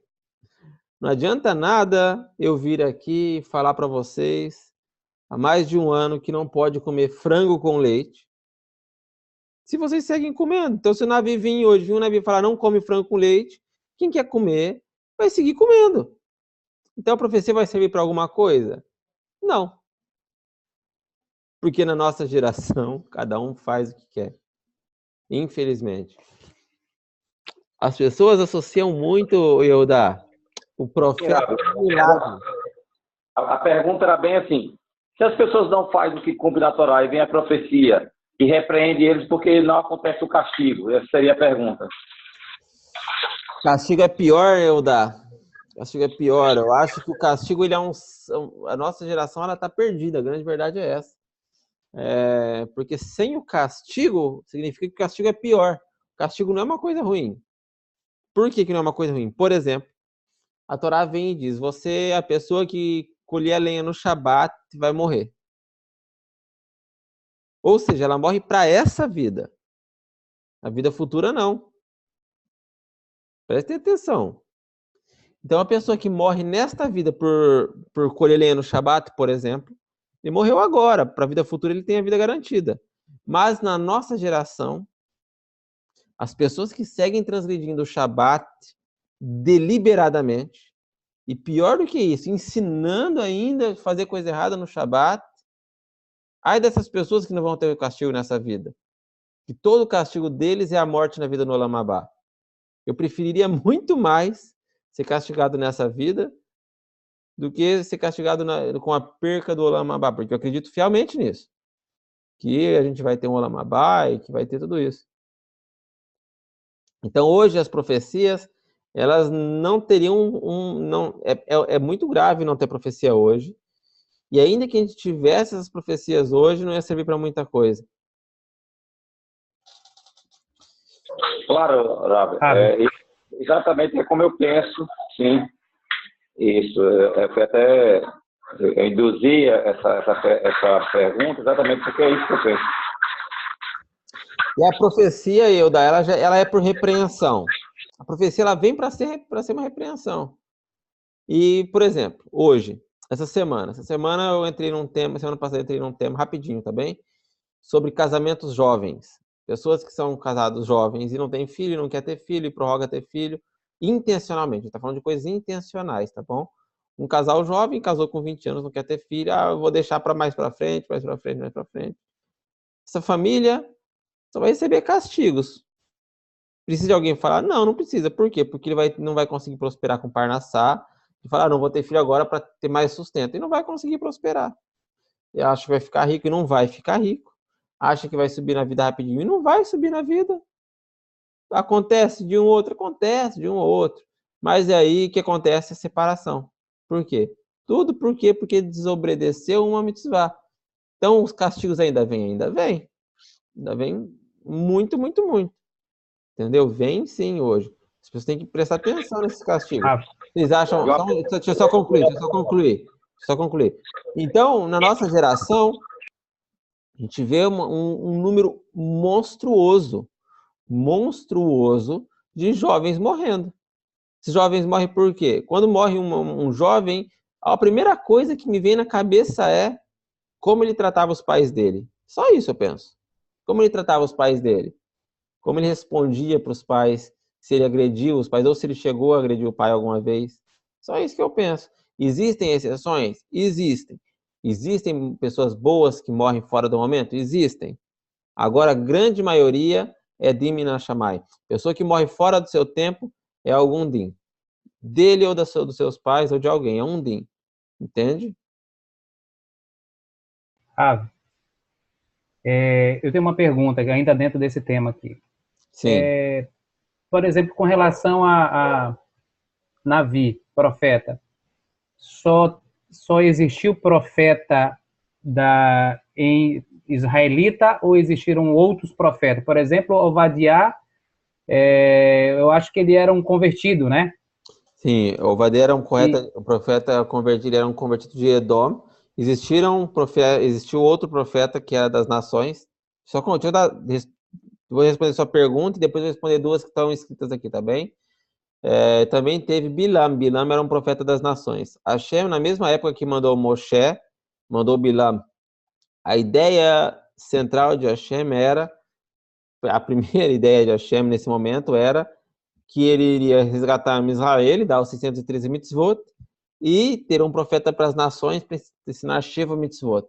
Assim, Israel seria um povo sacerdotal, e as nações seriam os Sheva mitzvot, seriam Bnei Noach, seguiriam o fundamento das nações, e assim estaria um mundo perfeito. Seria um mundo perfeito, com um povo de sacerdotes e um povo de nação. Bilam se interessou mais por ouro do que por Hashem, então ele não foi justo ele possuir a profecia, que os Goim possuíssem a profecia. Hashem não achou que daria boas coisas. E não daria mesmo, porque a gente vê até hoje em dia falsos profetas dizendo que são profetas por aí e só angariando dinheiro.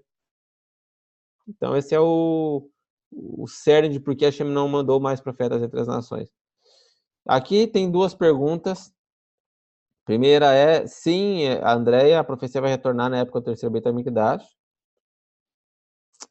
Manuel, sim, a profecia não existe hoje por conta do Hurban Beit HaMikdash. Hoje falta o Beit HaMikdash, principalmente, para que a profecia retorne a Israel. E o momento correto.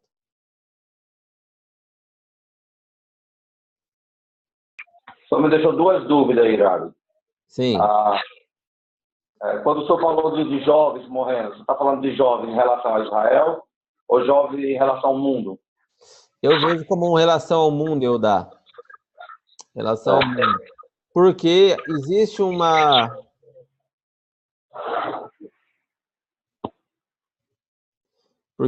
uma regra básica que é as pessoas das nações também têm que seguir as suas leis, têm que estabelecer tribunais de justiça. Apesar de que os tribunais de justiça não são tão justos, existem os tribunais de justiça, existem suas regras.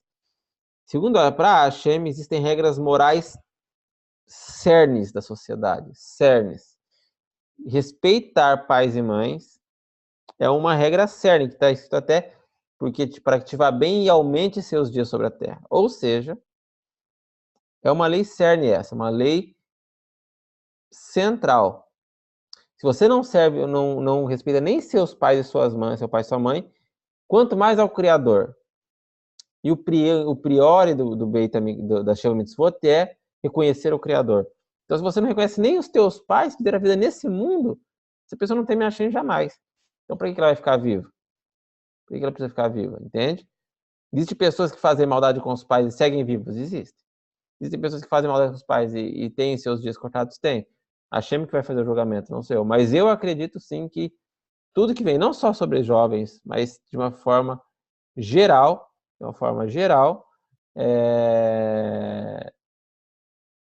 de todo tipo de transgressão, Garcia, ela vem sobre as transgressões.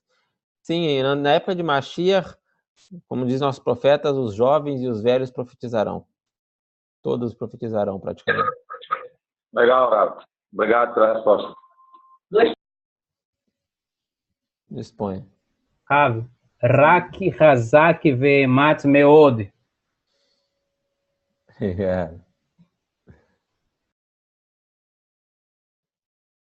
Ravel, eu tenho só uma pergunta aqui simples. Sim. O senhor sabe quem é esse rabino que está em Jerusalém? Não me ocorre na memória agora o nome dele, mas ele é presidente do Instituto do Templo. Eu tenho só uma pergunta que me ocorreu agora aqui na memória. Eu ouvi falar que quando o Mashiach vier, que seja breve em nossos dias, vai voltar a ter os corban de animais, sacrifício de animais, ou só vai ser cereais e algumas coisas? Eu creio com fé completa que vai ter sacrifício de animais.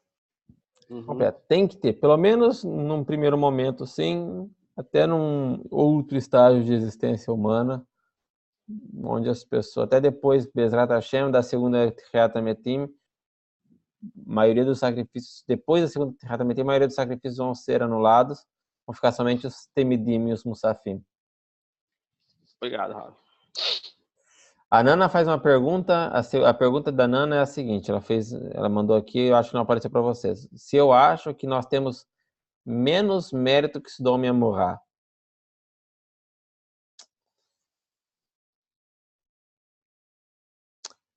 Hashem, ele julga para uma geração. Em sua geração, Hashem julga. Então, na época de Sodom e Amorá, tinha uma coisa muito grave. Na época de Sodom e Amorá, eles eram contemporâneos a Avraham Avinu. Como eles eram contemporâneos a Avraham Avinu, existia um tzadik muito grande na sua geração. Muito grande na sua geração. Por conta desse tzadik ser tão grande, é que Sodom e Amorá tiveram um julgamento tão estrito. Em nossa geração, nós não temos sábios tão grandes assim, infelizmente. Temos grandes sábios? Temos grandes sábios. Temos o Ovadia Yosef, que faleceu há pouco tempo. Temos o filho dele, Yitzhak Yosef. Mas dói o coração quando a gente sabe que não são tzadikim murim, não são tzadikim completos. Não são como os tzadikim de outrora. Nossos sábios de hoje são envolvidos com escândalo de comércio de cachiruta aqui, são envolvidos de comércio de desvio de dinheiro por aí, yeshiva ali, tem um rabino que tem um câmbio, não sei o que aqui. A gente não está numa geração de tzadikim. Nós temos grandes sábios, porém eles não são mais tzadikim. Então, como Hashem, toda geração padece de mérito, Nana. Quando a gente fala, esse rabino, não tenho esperança de que existam rabinos santos, tanto quanto vocês conhecem as pessoas daí da cidade de vocês. São pessoas normais. Eu sou normal, eu tenho meus defeitos, tenho minhas transgressões, como qualquer um que vocês conheçam. A gente não é tzadikim. Entende? Não somos tzadikim. É irado. Sim. Será que os tzadikim do passado, eles são tzadikim porque nós não conhecíamos a vida deles pessoal? E hoje, esses sábios atuais, contemporâneos, não são tão sábios porque nós conhecemos a vida deles pessoal?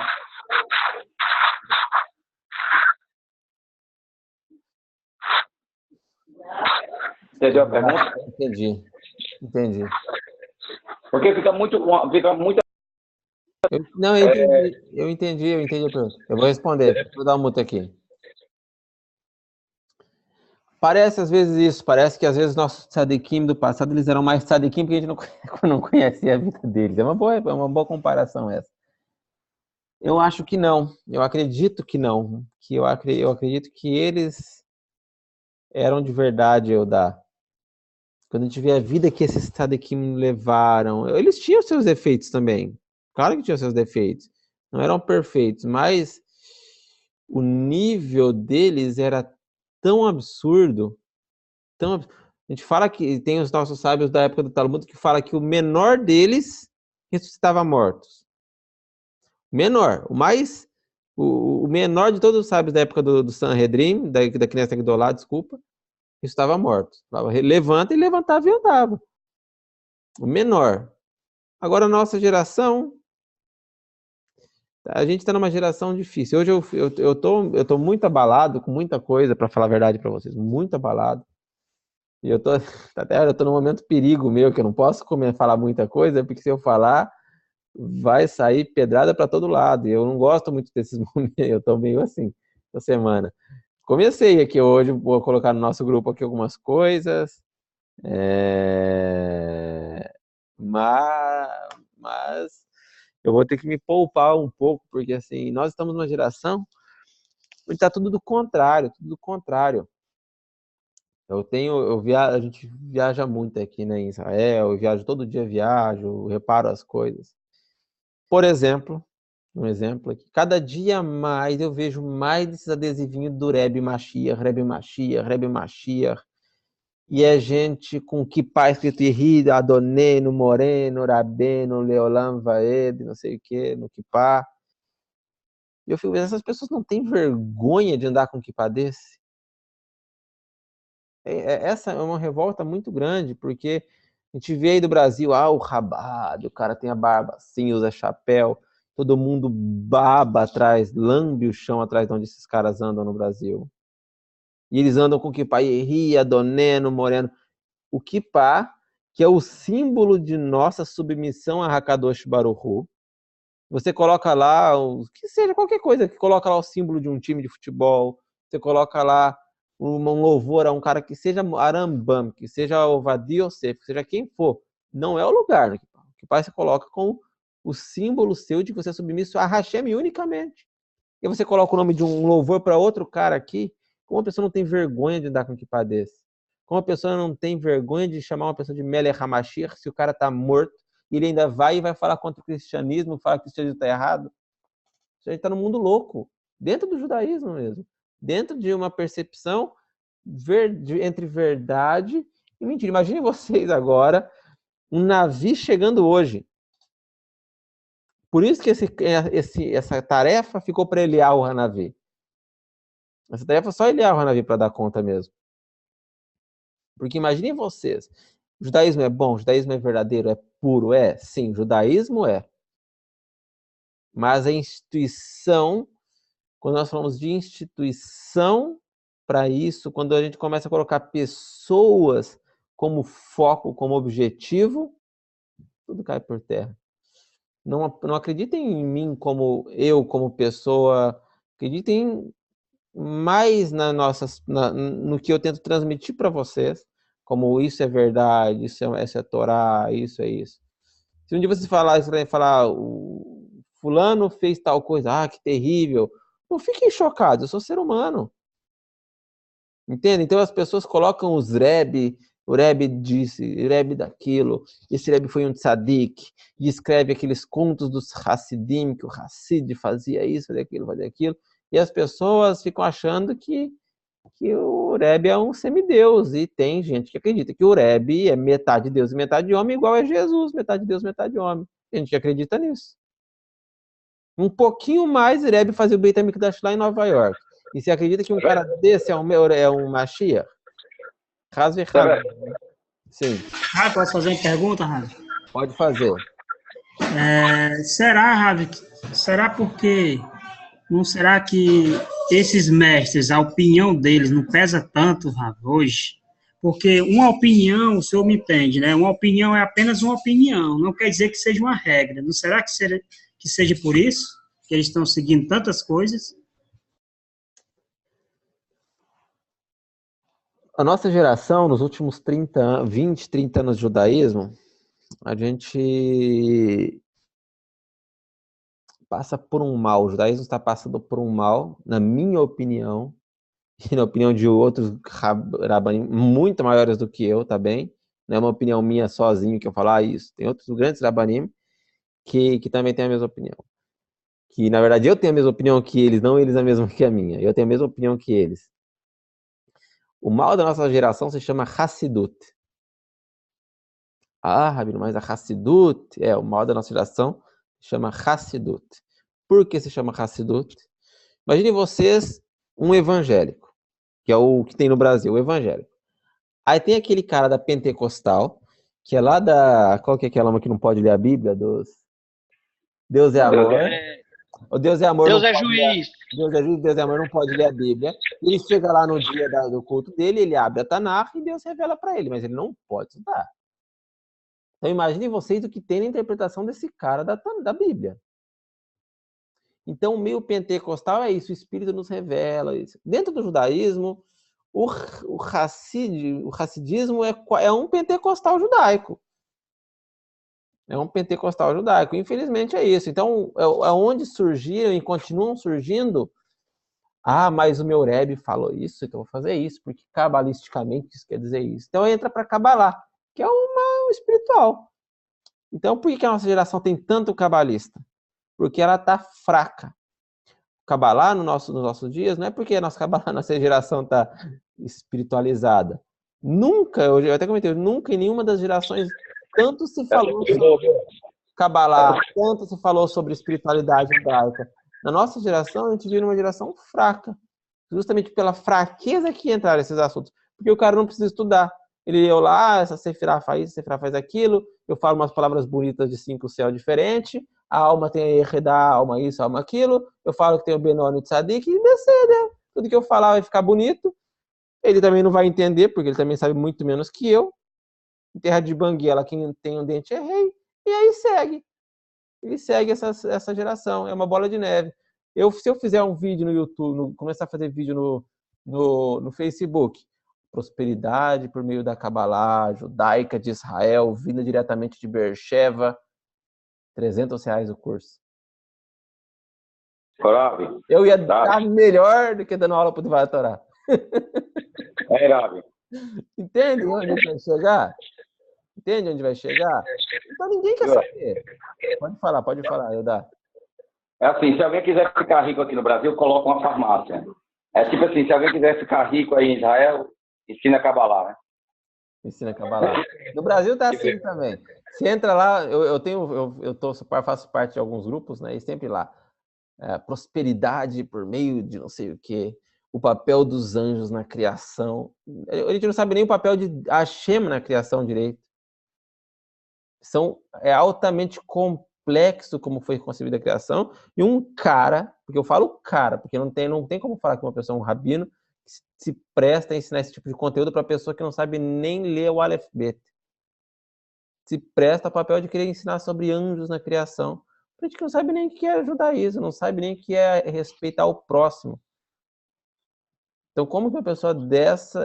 entende? A minha revolta é tão grande, eu estou muito revoltado esses dias. Eu não vou falar aqui não, mas inclusive esse vídeo da criação estava passando ontem no YouTube. Os anjos para toda a criação. Orado, porque você não viu a cara do Eliardo que eu vi, cara. Eu olhei para a cara do Eliardo agora, cara. Ele não está gostando disso. Você não está falando. Não está gostando do que eu estou falando, Eliardo? Não, Rafa, é mentira do pé frio e do Ribamar. O Ribamar é pé frio porque ele não tem fé que vai ver o Beit Hamikdash agora. Mas, inclusive, é o seguinte, quando o líder morre, uma geração perece. Eu concordo com tudo que o senhor falou aí, tá entendendo? Ele tá Só que a eu tô falando, a bagunça que ele tá fazendo é o Rabad. O Rebbe não tem nada a ver com essa baderna aí que o Rabad tá fazendo, não. Inclusive, tem uns elementos lá de São Paulo que me excluíram porque eu disse que o Rebbe não era uma Machia. Eu disse que foi no grupo lá, do Rabad lá de São Paulo. E eles me excluíram. Você tá vendo como que é? E realmente, não existe. A Vanusa perguntou aqui, não existiam esses movimentos. O movimento é depois de Baal Shem Tov. E é complexo, porque, por exemplo, é complexo.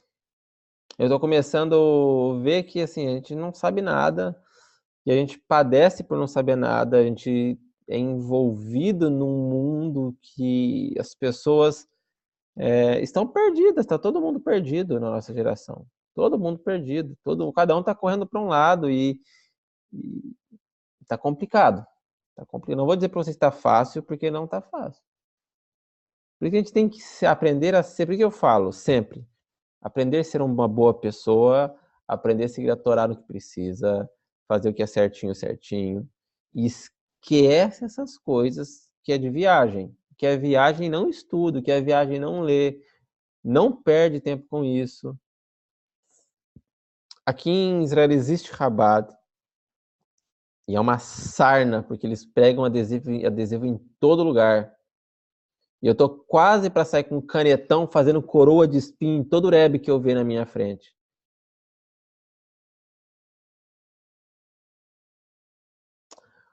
O Rebbe deixou ser chamado de Mashiach no fim da vida dele, tá bem? Ele deixou ser chamado de Mashiach no fim da vida dele. Então, ele sabia. Ele não era tão... Eles distribuíam um pandeirinho e fazia Melech Mashiach, ele entrava dançando lá. Então, ele não foi isento totalmente de culpa, não. Não foi isento. Não tem vídeo no YouTube, pode ver. Tem sim, ele não foi isento de culpa 100% não. Então é isso, vocês podem ver que a coisa é feia. E eu tô muito revoltado, tá? Tô com sangue no olho. E o Reb Nachman, hein, Rafa? Também. Eu gosto do Reb de Nachman, gosto muito do Reb de Nachman. Mas eu peguei raiva também. Tá igual a turma do GG aqui no Brasil também. Por que eu peguei raiva? Por que eu peguei raiva?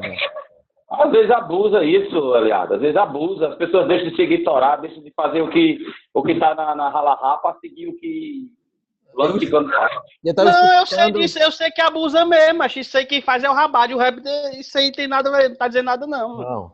Eu sei que abusa. Não, vamos falar sobre o Rabad, vamos falar sobre o Breslov. Por que eu peguei raiva? Tem muitos amigos Breslov, tem o Michael, que é um amigo de Israel, muito amigo, muito querido, Breslov. Meu problema não é com pessoas o meu problema é com o pensamento, tá bem? Eu não tenho nada a ver com as pessoas que sigam o que ela quer. Meu problema é com o pensamento errado. Eu escutando a Rádio Breslov, todo feliz um dia, um shiur muito bacana. E o rabino, no meio do shiur, ele fala, um judeu, senhor Rabi Nachman de Breslov, ele é só um judeu. Mas uma techuvá de verdade, ele só consegue com o Rabi Nachman de Breslov. Da onde eu conheço a mesma história? Eu saí do cristianismo por conta de que eu não acreditava que minha redenção está atrelada a um ser humano. Eu vou chegar no judaísmo, entrar numa Hassidut para acreditar que a minha techuvá depende de um cara que seja o maior rabino, que seja o Ramba, que seja Moshe Rabbeinu. Nem de Moshe Rabbeinu não depende minha techuvá. Eu vou acreditar que um Rebbe vai depender minha techuvá de um Mas Rebbe. aí no caso Aí no caso isso aí não seria um pensamento particular dele? O problema, Yitzhak, é que um pensamento particular proferido publicamente é o pensamento do grupo. Se ele é um rabino do grupo, foi colocado numa rádio pública isso, quer dizer, ele leu de algum lugar já isso. E se ele leu de algum lugar já isso, quer dizer que a coisa está correndo solto. Então a gente está numa corrida de saber quem que é o Rebbe que salva mais. É basicamente isso. É isso. Se vocês pararem para perceber, pensar, é isso. É uma corrida de qual é o Rebbe que vai salvar mais. O meu Rebbe só dá techuvá. Não, mas o meu Rebbe, ele mandou buscar os judeus do exílio. Não, mas o meu Rebbe mandou ele ser feliz. Não, mas o meu Rebbe mandou usar meio em cima da calça. E isso que vai me tirar desse mundo de transgressão. E assim vai. Isso é um pensamento, exato. Desculpa, Isaac. Mas se é um pensamento particular do indivíduo, por que o grupo não repreende ele? Por que o grupo aceita isso? Porque o grupo quer se afirmar, Eudá. Por que a Chabad, os rabinos aqui da Chabad de Israel fala quem acredita que o Rebbe é Mashiach não é mais Chabad? Por quê? porque para eles é legal isso, porque eles vão conseguir mais seguidores. Quantos mais eles conseguem lá, mais grana vem para o bolso deles. E aí a coisa vai indo de vento em polpa. Resumindo, cristianismo incubado. Eu não vou usar essa expressão porque é bem forte, mas a coisa é estranha. Bom, deixa eu... Eu acho que fica aquela palavra que o senhor deixou lá no começo, lá, que é a gente se firmar realmente naquilo que... Na verdade, a nossa geração é marcada por pessoas, humanos, que estão com as suas fraquezas também, que às vezes buscam o caminho certo, às vezes se perdem meio esse caminho. E aí isso me fez lembrar uma passagem, acho que do profeta, tem um profeta que diz, Igid lecha adam matov, o que ele pede de ti, né? E aí eu acho que fica aquilo, que é fazer a justiça, é amar a bondade e andar... Siniut. Acho que é isso mesmo, que é o conceito que você deixou pra gente. Eu acho que é isso que a gente tem que se fixar agora, que é praticar a justiça, é praticar a bondade, e cada coisa no seu tempo, e o Eterno vai nos dando graça para viver e construir uma realidade diferente, e essa mudança tem que começar pela gente, né? Eu acho que é isso aí. A Vanusa perguntou quem que eram os opositores. Os opositores, só para responder mais essa pergunta e concluir o choro, os opositores a esse pensamento racídico são os lituanos, ou mitnagdim.